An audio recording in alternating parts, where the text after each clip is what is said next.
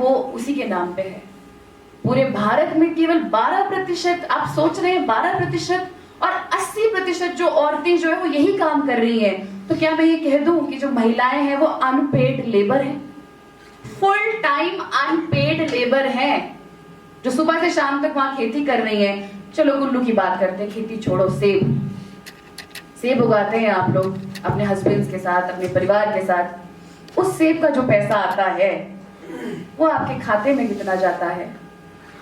महिलाएं जरा प्लीज बताएंगी। सवाल यही है, जीरो क्यों? क्या हम अपना अधिकार नहीं क्लेम करते?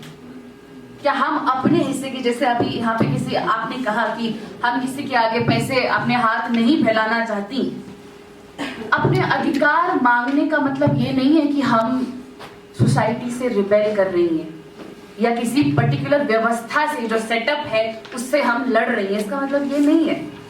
जिस तरह एक पुरुष जो है फैमिली के सेटअप में खुद को बड़ा सिक्योर मानता है, उसको पता है कि आज मुझे घर से निकाल भी दिया, मान लीजिए उसके पिता ने उसे किसी कारणवश घर से बाहर निकाल दिया, उसको पता है कि मेरे पास जमीन पड़ी हुई है, जमीन बेच दूंगा, कुछ प्रॉब्लम आएगी। पर क्या वो महिला अगर उस व्यवस्था से, उस पारिवारिक सेटअप से बाहर निकल गई, क्या उसके पास सिक्योरिटी है? बैंक ठन गोपाल, अकाउंट में कुछ नहीं, अपने नाम पे कोई ओनरशिप नहीं, जो हो गया वो हो गया। अपनी बच्चियों के लिए आप कुछ तैयार करें, शादी करते हैं, जो भी करते हैं करिए, पर अपनी बच्ची के नाम पे चाहे वो जमीन देंगे, जमीन का छोटा सा टुकड़ा ही दे देना। मैं इतना ही बोलना चाहती हूँ, शादी पे 25-30 लाख खर्चने के बदले उस जमीन का टुकड़ा अपनी बेटी को देना, अपनी बेटी को एफडी देना। ये कुछ सिक्योरिटीज हैं आपकी जो आपको अपनी बच्चियों को देनी पड़ेगी।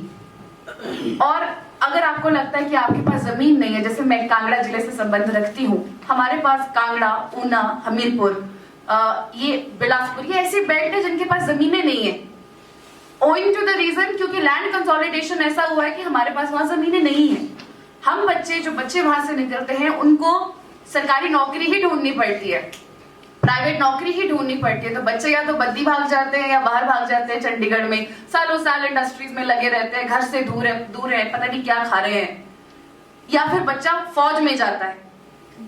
अपने कांगड़ा का तो ये हिसाब है, सुबह 4 बजे उठ के नीचे वहां ग्राउंड में वो जोर जोर से वो बच्चे भाग रहे होते हैं, आवाजें आ रही होती हैं, क्योंकि उनको पता है कि रोजी रोटी कमाने के लिए हमको यही करना पड़ेगा। तो मैं उस जिले से बिलोंग करती हूँ, इसलिए मेरे पास कोई सिक्योरिटी नहीं थी, मेरी माँ के नाम पे कोई जमीन नहीं थी, और पिताजी भी हम कोई इतने नहीं है, कोई मतलब बहुत ही मिडिल क्लास परिवार से संबंध रखते हैं। तो मेरी माँ ने शायद एक जो जिंदगी भर की इन्वेस्टमेंट कर दी, वो कर दी मेरी एजुकेशन पे। तो अगर अपनी बच्ची को जमीन नहीं दे सकते, एफडी नहीं दे सकते, तो उसको पंख दो, अपने सपने पूरे करने के पंख दे दो, ये कर दो। अगर पहली 2 चीजें नहीं है तो ये कर दो, वो जिंदगी भर सुरक्षित हो जाएगी, मैं जिंदगी भर सुरक्षित होगी।